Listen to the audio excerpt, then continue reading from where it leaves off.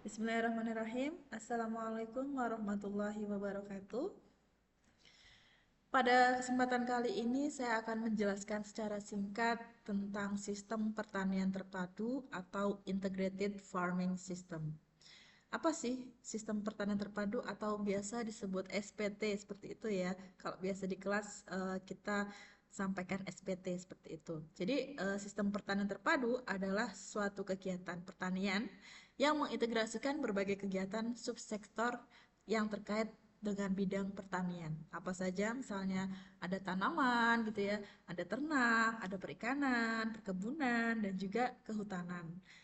Nah, subsektor-subsektor tersebut itu menjadi satu dalam satu lahan yang sama atau ekosistem yang sama. Jadi, apa sih sebetulnya tujuan utama dari sistem pertanian terpadu? Yaitu untuk menciptakan siklus produksi yang saling menguntungkan, di mana limbah dari satu komponen itu menjadi input atau sumber daya bagi komponen yang lainnya. Jadi, menggunakan atau menerapkan prinsip daur ulang dan tanpa limbah gitu ya, atau zero waste seperti itu. Jadi, harapannya dengan zero waste ini itu bisa mengurangi limbah yang terbentuk atau limbah yang dihasilkan oleh sistem produksi dari masing-masing subsektor pertanian tersebut. Nah, sistem ini meniru cara kerja alam, yaitu untuk mencapai efisiensi, keberlanjutan, dan juga diversifikasi hasilnya. Nah, untuk mencapai tujuan tersebut, itu ada beberapa syarat ya supaya bisa dikatakan sebagai integrasi atau integrated gitu ya. Sistem pertanian yang integrasi itu harus ada beberapa syaratnya. Yang pertama, yaitu tidak ada kompetisi atau persaingan antar subsistem dalam menggunakan faktor produksinya. Jadi tidak boleh kompetitif ya. Jadi sistemnya itu pertama tidak boleh kompetitif, jadi tidak ada kompetisi gitu ya. Yang kedua, syaratnya adalah adanya potensi waste recycling atau daur ulang limbah gitu ya, antar subsistem yang saling menguntungkan. Kemudian syarat yang ketiga, yaitu semua subsistem yang terkait tadi itu harus mampu memberikan kontribusi yang bertujuan untuk dapat meningkatkan produk atau income. Seperti itu. Itu minimal 3 syarat yang harus terpenuhi supaya pertanian itu bisa dikatakan sebagai sistem integrasi atau sistem pertanian terpadu gitu ya. Integrated farming system seperti itu. Kemudian komponen integrasinya ada yang pertama bisa menggabungkan minimal 2 atau lebih subsektor seperti tanaman dengan tanaman gitu ya. Misalnya padi dengan sayur-sayuran, dengan buah-buahan, atau dengan yang lainnya. Kalau dari sistem peternakan misalnya dari ada ternak sapi, pelihara ayam juga, kambing, bebek, domba, dan lain sebagainya. Kalau dari sistem perikanan itu bisa juga memadukan antara pemeliharaan kolam pada ikan air tawar seperti ikan lele atau ikan nila. Nah, seperti itu. Kemudian selain itu bisa juga melibatkan dari sektor kehutanan atau agroforestry gitu ya. Atau bisa juga melibatkan satu aspek lagi yaitu aspek energi dengan cara pembuatan biogas gitu ya, memanfaatkan limbah dari peternakan yang biasanya dapat mencemari lingkungan itu bisa diubah menjadi sumber energi yang terbarukan yaitu sebagai biogas seperti itu. Kemudian eh, berikutnya adalah siklus saling ketergantungan. Jadi menghubungkan antara komponen-komponen ya, komponen-komponen terkait itu agar saling mendukung tadi, saling memberikan kontribusi supaya dapat meningkatkan efisiensi dan keuntungan yang tadi gitu ya. Kemudian kotoran ternak itu bisa diolah ya. Jadi yang tadinya bersifat limbah gitu ya dapat berpotensi mencemari lingkungan. Nah, dengan sistem integrasi seperti ini, integrated ini ya.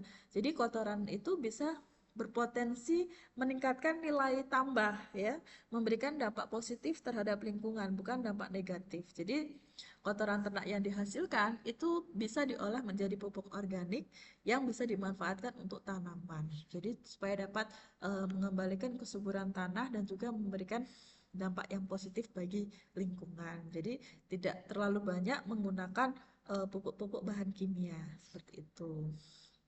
Oke, kemudian berikutnya kalau dari sistem subsektor pertanian itu misalnya sisa panen atau limbah tanaman gitu ya, misalnya jeraminya atau daun ya, pokoknya bagian-bagian yang di luar hasil utamanya. Jadi produk utamanya, jadi hasil sampingannya itu disebut limbah atau hasil sampingan tadi itu juga masih bisa dimanfaatkan ya. Jadi tidak hanya dijadikan limbah yang dapat berpotensi merusak lingkungan tadi, tapi juga bisa mendapatkan nilai tambah yaitu dengan digunakan atau dimanfaatkan ya, bisa diolah juga sebagai pakan ternak atau bisa juga mungkin sebagai pakan ikan ya, ikan-ikan yang bersifat herbivora, jadi dapat memakan tumbuhan atau tanaman seperti itu. Kemudian kalau integrasi dari sistem perikanannya, jadi air kolam itu kan banyak nutrisinya ya, bisa dari sisa-sisa pakan ikan yang tidak terurai gitu ya, tidak termakan ikannya. Kemudian juga bisa hasil dari kotoran ikannya gitu ya. Itu kan kayak akan nutrisi gitu ya. Bahan organik, zat organik untuk tanaman. Jadi bisa digunakan air limbah kolamnya tadi itu bisa digunakan untuk mengairi dan memupuk tanaman seperti dalam sistem aquaponik seperti itu. Jadi yang tadinya misalkan air dari kolam ikan ini dialirkan atau dibuang ke sungai itu dapat mencemari kondisi air sungai. Nah, kalau misalnya dialirkan ke pertanian atau perkebunan atau persawahan seperti itu malah dapat meningkatkan value atau nilai tambah. Jadi bisa menambah unsur-unsur hara yang masih terkandung pada air limbah dari sisa hasil pemeliharaan air kolam ikan tadi seperti itu gitu ya. Oke, kemudian sistem pertanian terpadu juga menawarkan beberapa keuntungan ya, terutama bagi petani dan juga lingkungan.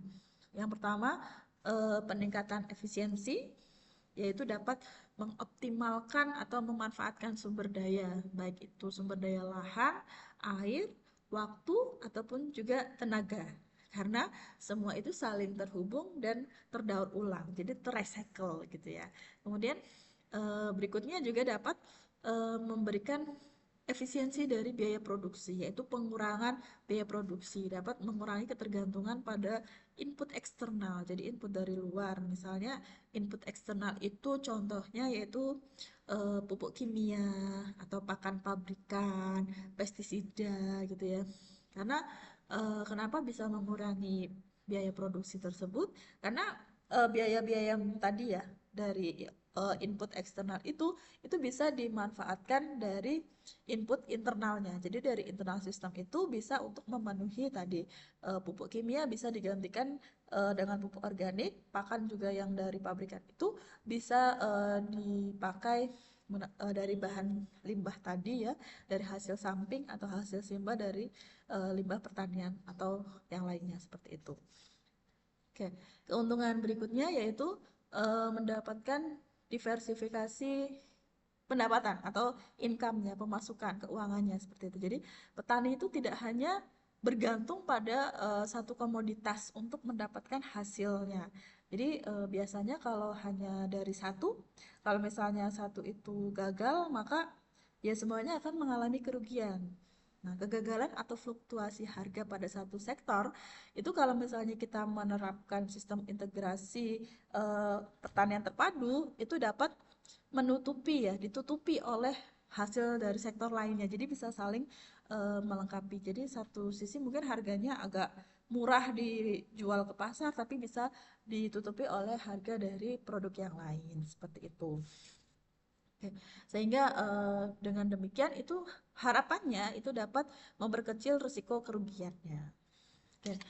Kemudian keuntungan berikutnya yaitu kelestarian lingkungan. Jadi sistem pertanian terpadu juga dapat meminimalkan limbah atau menggunakan prinsip zero waste ya, menjaga kesuburan tanah secara alami dan mengurangi dampak negatif terhadap lingkungan, juga mendukung pertanian berkelanjutan atau sustainable agriculture.